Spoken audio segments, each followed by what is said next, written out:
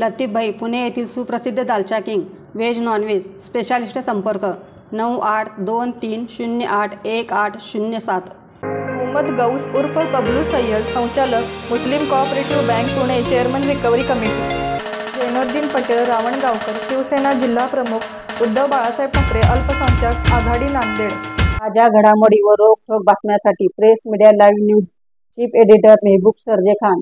Mobile number 9503293636। माजी मुख्यमंत्री देवेंद्र फडणवीस यांनी भामा आसखेड पाणी योजनेसाठी जलसंपदा विभागाने मागणी केलेला 180 कोटी रुपयाचा सिंचन पुनर्वसन खर्च माफ केला होता। त्या बदल्यात महापालिकेने प्रकल्पाला हेक्टरी 15,000 रुपये नुकसान भरपाई देण्याचे आदेश दिले होते बाधित शेतकरी, परंतु लेखी आदेश न निघाल्याने महापालिकेला सिंचन पुनर्वसनासाठी 180 कोटी रुपये द्यावे लागणार आहेत। शासन स्तरावरील ही चूक महापालिकेला महागात पडली आहे। दरम्यान हा निधी महापालिकेला देणे आवश्यक असून तो तातडीने देण्यात येईल असे महापालिका आयुक्त विक्रम कुमार यांनी पत्रकार परिषदेत सांगितले। शहरातील रस्ते भागातील पाण्याची समस्या सोडवण्यासाठी महापालिकेने भामा आसखेड पाणी पुरवठा योजना सुरू केली आहे।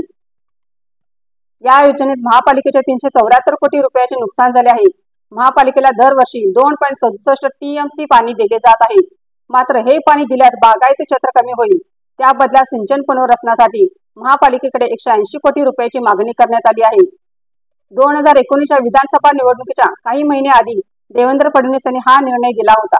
त्यानुसार महापालिकेने सन 2019-20च्या अर्थसंकल्पात 70 कोटी रुपयाची तरतूद केली।